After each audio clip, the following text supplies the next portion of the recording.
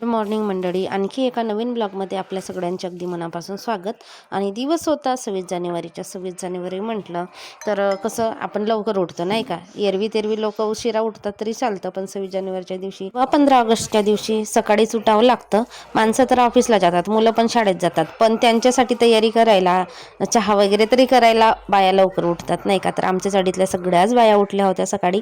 मी तर उठली होती, मस्त फिरून पण आली आणि नंतर अंगणामध्ये झाडू वगैरे लावला आणि सडा टाकला. त्याच्यानंतर उठली जान्हवी आणि तिने पण अंगणामध्ये झाडू लावून सडा वगैरे टाकला होता.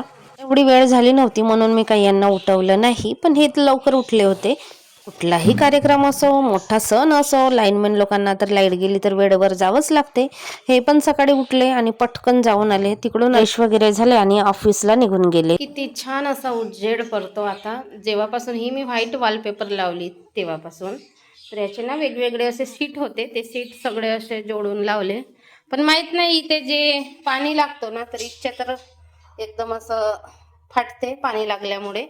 पण इकडलं छान आहे.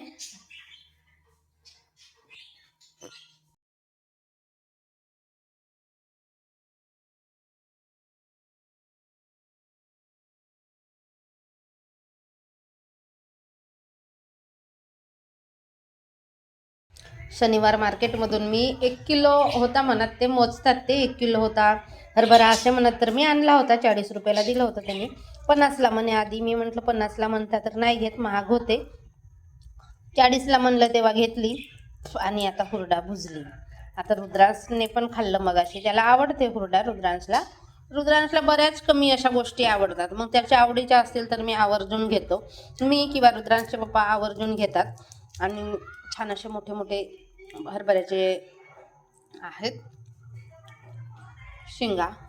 आणि ते भाजायला नव्हतं. रुद्रांच्या पप्पांनी एक दिवशी तणीस आणलं होतं, म्हणजे मागच्या बाजारात पण मी हरभरा घेऊन आणली होती हुरडा भाजायला. तेव्हा तणीस आणायला सांगितले होते त्यांनी आणली होती तणीस. तीच तणीस थोडीशी वाचली होती. मग तणीस पण संपली. मग इथला पालापाचोळा, ती रानतुडच असते ना, त्याचे दांडे आणले आणि त्याच्याने हुरडा भाजला. तर रुद्रांचा आता आवडीने हुरडा खातो, त्याला आवडतो म्हणून. तर एवढा झाला बघा. आणि घ्यायला गेलं तर ते 20 रुपयाचा पाव शेर असतो आणि पाव पण छोटासा असतो त्यांच्याकडे, मग ते परवडत नाही. मग हे घरी आणून भाजलेलं परवडते. घेतलेल्या हरभऱ्याचा हुरडा आहे. हरभरे घेऊन आणले होते मार्केटमधून, तेच हुरडा भाजून दिला रुद्रांशला. रुद्रांश खात बसला हुरडा. आणि घेतलेला जो हुरडा असतो तो तर अजिबात परवडत नाही, थोडासाच बसतो त्याच्यामध्ये. त्यापेक्षा आपण हरभरा घेऊन आणायचा आणि घरी भाजायचा. ताव्यावर नाही भाजली मी, तणशीवर भाजली. आणि तणीस नव्हती तर मग रान थोडंसं आहे आमच्या बाजूला, ती सुकलेली होती काही दांडे, ते आणले आणि भाजली. छान झाला आणि छान वाटते. हा कोण मुलगा आहे जो की बॉडी दाखवतो? आहे तर दुबला पतला, सड पातळ, छोटासा बाबू. असं वाटते कधी कधी याला बघून की आई वडील किती छान असे आहेत, खाऊन पिऊन सुस्त मस्त तंदुरुस्त. आणि रुद्रांशला खायला नाही भेटल्यासारखं आहे, कारण खाण्यामध्येच याचीच कमजोरी आहे. सगळ्याच वस्तू खात नाही. सगळ्या वस्तू खाल्लं पाहिजे व्यवस्थित, सगळ्या भाज्या पालेभाज्या व्हेजिटेबल. पण याचं तसं नाही, ते आवडेल तेच खाते, नाहीतर खातच नाही. मग तसंच राहणार आहे ना. ह्याच्यामुळेच मुलांची वाढ खुंटते. पण आता आम्ही किती फोर्स करणार. आता बळजबरीने त्याच्या गळ्यात टाकायचं राहिलं तरी मी काय ना काय करून देतं, अशा प्रकारे तरी खाईल, तशा प्रकारे तरी खाईल म्हणून. पण याचं काय वेगळाच चाललं असते. वाटाणे तेवढे आवडीने खातो, फ्राय केलेले वाटाणे म्हणा किंवा बॉईल केलेले. तर वाटाणे रुद्रांशला आता बॉईल करून दिले, तो बसला खात एकटाच. आणि आता टॉयलेट बाथरूमला गेला, भिजून आला. टी शर्ट तर त्याने काढली, पॅन्ट घातलेला आहे, पॅन्ट पण थोडाफार वल्ला आहे, त्याला काढायला लावते. पण तोपर्यंत म्हणतो मी बॉडी दाखवतो. तर चल म्हटलं दाखव आता तुझी बॉडी. आता आपण कॅमेऱ्यामध्ये रेकॉर्ड करूया रुद्रांशची बॉडी. आणि ही जी बॉटल आहे ती मी सॉप्सीवरून मागितली रुद्रांसाठी, थर्मस. पण हलकी आहे, माहित नाही कशी आहे तर. अरे याला किती चांगले बॉटल घेऊन द्या तुम्ही, तिसऱ्या दिवशी नेतो आणि फोडून आणतो. आताच मी वॉटर बॉटल घेतली होती चांगली, तिसऱ्या दिवशी नेलं आणि फोडून आणलं. एक तर म्हणे हा सांगतो की ह्या पोराने फेकला, त्या पोराने फेकला, याने असं केलं तसं केलं. घरात तर इतका बडबड करते, असा करते तसा करते. पप्पा आले का जाबे? दरवाजा बाजूला जा लवकर. काढूच नको ना, राहू दे ना. चांगल्या पोनीचा नाच केला रे बापा. तू ठेवच काम नाही पोनी. पोनी छान दिसते. अरे चुप रही ना, इतना बडबड करता है क्यों? तो क्यों निकाली? क्यों निकाली? पडते नाही, चांगला होता तू ना पाडलीस. गंदा दिसते आता. जा नेऊन ठेव, घरी नेऊन ठेव. घरी नेऊन ठेव. वैसा मत कर, चावल का नाश मत कर भाई.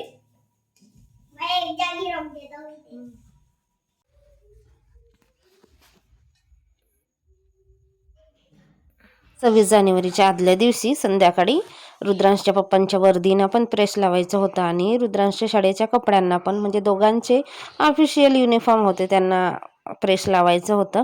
आधी तर आमच्याकडे प्रेस नव्हती, तर हे प्रेस लावणाऱ्याकडे नेऊन देत होते. पण आता मी प्रेस घेतली आणि ही मेशोवरून घेतली आहे. खूप छान आहे. आता मी वापरते, कधी कधीच वापरते यांच्या कपड्यांना, रुद्रांशच्या कपड्यांना. आपल्या तर काय, आपले तर आहेत तसे आहेतच.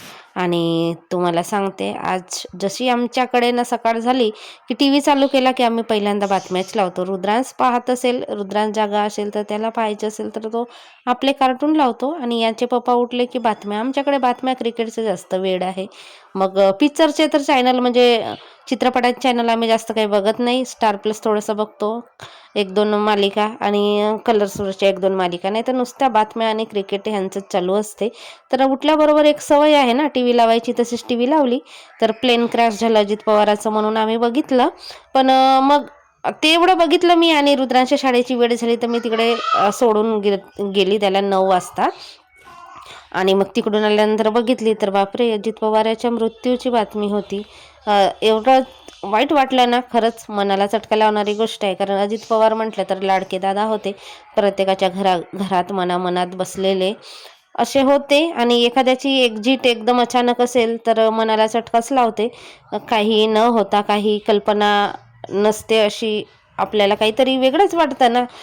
कसं आता पूर्ण राज्यभर सोकडाच पसरली आहे. लाडके नेते म्हटलं तर जरी आपल्या घरातले नसले तरी सुद्धा आपण आपल्या परिचयाचे आहेत, ते आपल्याला नाही ओळखत पण आपण त्यांना जवळून ओळखतो. त्याच्यामुळे कसं मनाला चटका लागतोच लागतो. एवढी दुःखद बातमी. सकाळी सकाळी टी व्ही लावल्याचा एक फायदा होतो बरं का. रात्रभरात किंवा सकाळी कोणाला काही झालं असेल तर पटकन, किंवा काही महत्त्वाच्या बातम्या असतील तर पटकन आपल्याला फ्लॅश करते आपल्या डोळ्याच्या समोर, आणि आपल्याला माहिती पडतं की कुठे काय घडलं, कुठे काय नाही घडलं. तर आमची एक सवय आहे उठल्या उठल्या टी व्ही लावायची. ह्याचाच एक फायदा. मग मी माझ्या वडिलांना फोन केला की असं असं झालं. मग त्यांनी पण टी व्ही लावलं, कारण त्यांची पण एक सवय आहे, त्यांना सारखं बातम्या लागते. जर ते टी व्ही बघत असतील ना तर आमच्या घरात कोणी काही नाही बघत. शेतीवाडीची कामं असतात, वेळ मिळाली सकाळी तर बघतात. अनिरुद्ध महाराजाचं बघतात, बातम्या बघतात सकाळी. मग आपल्या कामावर निघून जातात. कामावर म्हणजे शेतातलीच, आपली घराजवळच शेत आहे तर. पण आज टी व्हीच चालू नव्हती केली त्यांनी. मी फोन केला तेव्हा कुठे त्यांनी टी व्ही चालू केली. आता दिवसभर टी व्हीच्या समोरून काही हटत नाहीत ते. अशा काही व्यक्तिमत्व असतात, असे काही लोक असतात जे आपल्या मनामध्ये घर करून ठेवलेली असतात. तर त्यांच्याविषयी एक वाटतेच, दुःख वाटते अशा काही वाईट घटना वगैरे झाल्या तर. आणि मी तर 9ला बरोबर स्टेटस ठेवला होता. कोणाचं स्टेटस नव्हतं माझ्या व्हॉट्सअपवर, अजून कोणाचं स्टेटस आलं नव्हतं. माझं स्टेटस बघून बऱ्याच लोकांनी टी व्ही ऑन केली असेल, जे सकाळी करत नाहीत टी व्ही ऑन किंवा बातम्या बघत नाहीत. त्यांनी खरोखर काय झालं काही नाही म्हणून मी एकदम टी व्हीचंच फोटो काढून ठेवलं होतं व्हॉट्सअपला स्टेटस. त्याच्यावरून मग नंतर 5-10 मिनिटात बऱ्याच लोकांनी स्टेटस ठेवल्या होत्या. पण मी टी व्हीतलीच फोटो काढून स्टेटस ठेवली होती. माझ्या स्टेटसमुळे पण बऱ्याच लोकांना माहिती झालं असेल की अशी अशी घटना घडली. घटना तर चांगली नाही घडली, वाईटच घडली. एक ना एक दिवस तर प्रत्येकाला जायचंच असते. पण आपले दिवस पूर्ण भरत नाहीत आणि अचानकपणे कोणी निघून जातो तर तीच गोष्ट आपल्या मनाला चटका लावणारी असते. मग ते घरातले असो किंवा बाहेरची असो. पुन्हा भेटू.